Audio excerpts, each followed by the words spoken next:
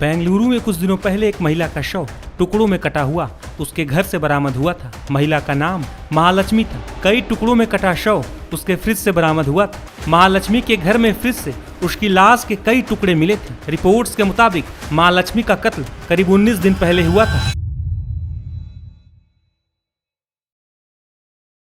इंसान का गुस्सा कब उसकी जिंदगी खत्म कर दे और कब वो हर चीज से हाथ धो बैठे, ये इंसान खुद भी नहीं जानता है। 24 सितंबर 2024 मंगलवार रात 10 बजे 31 साल का मुक्ति रंजन रे अपने गांव भद्रक डिस्ट्रिक्ट जो कि ओडिशा में पड़ता है, वहां काफी सहमा और डरा हुआ पहुंचता है।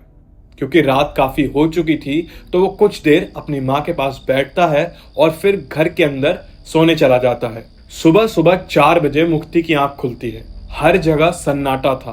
परिवार का हर कोई सोया हुआ था। मुक्ति धीरे से उस बैग को उठाता है जो वो अपने साथ लेकर आया था और घर पे खड़ा एक 2 व्हीलर लेकर वो गांव से 3 किलोमीटर दूर एक कब्रिस्तान पहुंचता है। कब्रिस्तान के पास एक काफी बड़ा पेड़ था। मुक्ति उस पेड़ के नीचे उस बैग को रखता है और उस पेड़ पर खुद को फांसी लगा लेता है। जब धीरे धीरे सुबह होती है और आसपास और गांव के लोग उस रास्ते पर आना चालू करते हैं तो उन्हें मुक्ति की बॉडी उस पेड़ पे लटकी हुई दिखती है। फौरन लोकल पुलिस को इन्फॉर्म किया जाता है और मुक्ति के घर वालों को भी वहां पर बुला लिया जाता है। अब पुलिस के मन में कई सवाल थे। आखिर ऐसा क्या हुआ था मुक्ति के साथ कि उसने इतना बड़ा कदम उठा लिया और क्यों वो अपने साथ उस बैग को लाया था? कहां से हुई थी इस पूरी कहानी की शुरुआत? आज हम इसी केस के बारे में बात करेंगे। Welcome to secrets of society और आप देख रहे हैं the shocking murder case of Bengaluru city. कहानी की शुरुआत बेंगलोर से होती है। बेंगलोर के एक मॉल में 29 साल की महालक्ष्मी जो कि नेपाल से थी और नेपाल में ही उसकी हेमंत दास से 2019 में शादी हुई थी।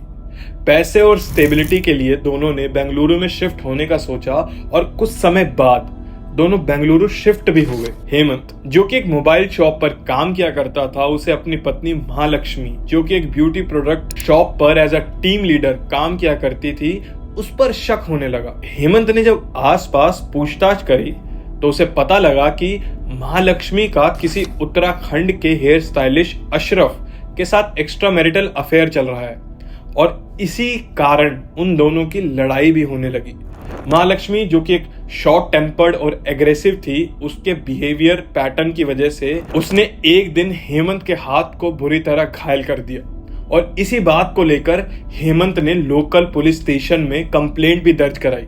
लेकिन महालक्ष्मी ने हेमंत के ही खिलाफ उसी पुलिस स्टेशन में फिजिकल असॉल्ट का केस दर्ज करा दिया। 2023 में दोनों ने म्यूचुअली सेपरेट होने का डिसाइड किया। महालक्ष्मी जिसका एक भाई और बहन थे, भाई जो कि नेपाल में रहता था और बहन अपनी मां के साथ बेंगलुरु में रहती थी। महालक्ष्मी जब हेमंत से अलग हुई तो वो अपने मां के पास चली गई रहने के लिए। लेकिन 4 महीने बाद महालक्ष्मी व्यालाकल में घर रेंट पर लेती है और अपनी बेटी को उसके पिता हेमंत के पास छोड़ आती है। हर चीज सही चल रही थी, लेकिन तभी 24 सितंबर 2024 को महालक्ष्मी के पड़ोसियों को कुछ गंदी बदबू आती है। वो उस घर के ओनर को कंप्लेन करते हैं और ओनर महालक्ष्मी को फोन करने की कोशिश करता है।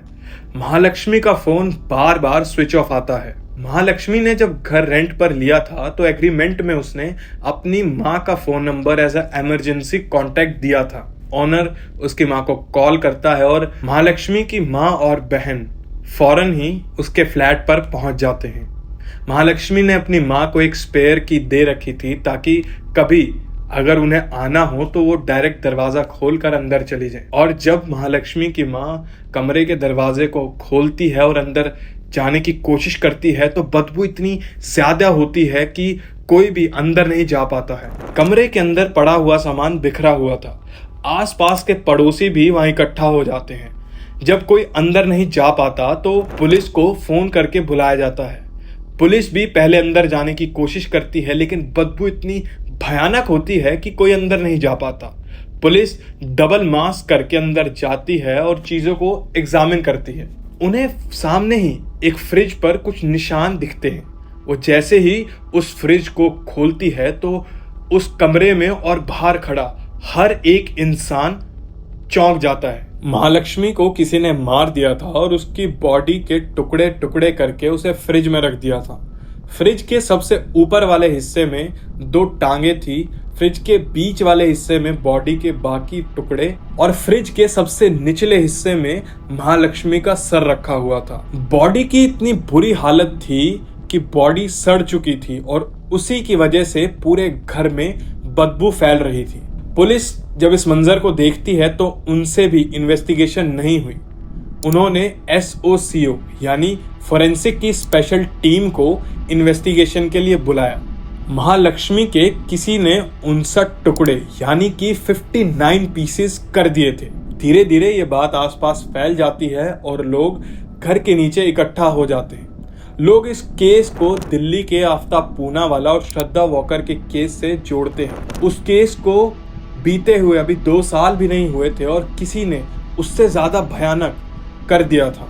पुलिस जब पूरे घर का एग्जामिनेशन करती है तो उन्हें बेड के नीचे महालक्ष्मी का फोन मिलता है जो कि 2 सितंबर से बंद था। पुलिस बॉडी को फोरेंसिक के लिए भेज देती है और जब फोरेंसिक की रिपोर्ट आती है तो वो बॉडी को फैमिली को सौंप देती है। फैमिली महालक्ष्मी का अंतिम संस्कार बेंगलुरु में ही कर देती है। ये केस बेंगलुरु में फैल गया जिसकी वजह से बेंगलुरु पुलिस के ऊपर इन्वेस्टिगेशन का प्रेशर आने लगा। पुलिस ने बिना कोई समय गवाए अपनी इन्वेस्टिगेशन चालू करी और उन सभी लोगों को एग्जामिन करना चालू किया जो महालक्ष्मी से रिलेटेड थे। उन्होंने सबसे पहले फोन रिकॉर्ड्स निकलवाए जिसके थ्रू उन्हें हेमंत दास के बारे में पता लगा। उनका पहला शक हेमंत दास पर ही गया और उन्होंने उसे इन्वेस्टिगेशन के लिए बुला लिया। हेमंत दास ने पुलिस को बताया कि वो 9 महीने पहले ही अलग हो चुके हैं। उनकी 4 साल की बेटी भी है जिससे महालक्ष्मी कभी कभी मिलने आया करती थी, लेकिन वो धीरे धीरे कम होता जा रहा था। जब पुलिस ने उनसे अलग होने की वजह के बारे में पूछा तो हेमंत ने बताया कि महालक्ष्मी का किसी आफ्ताब नाम के लड़के से एक्स्ट्रा मैरिटल अफेयर चल रहा था, जिसकी वजह से उनकी हर रोज लड़ाई होती थी और इसी वजह से वो म्यूचुअली सेपरेट हो गए थे। अब पुलिस के रेडार पर एक नया सस्पेक्ट जुड़ गया था, लेकिन पुलिस अभी भी ये चीज कंफर्म नहीं कर पा रही थी कि मर्डर अशरफ ने किया है कि नहीं।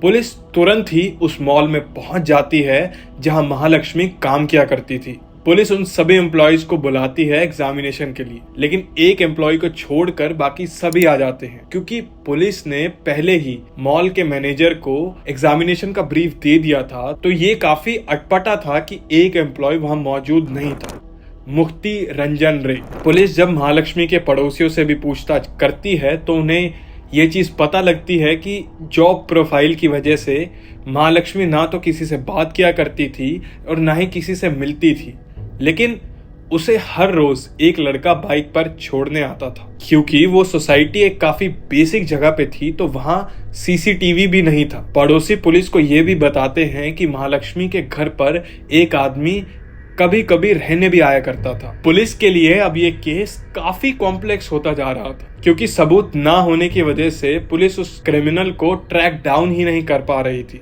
पुलिस को ये तो पता था कि जिसने मर्डर किया है वो कोई आउटर स्टेट का है, लेकिन वो कहाँ है ये पुलिस अभी भी पता नहीं कर पा रही थी। 25 सितंबर 2024 जब पुलिस को मुक्ति रंजन रे की बॉडी मिली तो उसी बॉडी के पास उन्हें एक बैग भी मिला जिसमें मुक्ति की डायरी थी।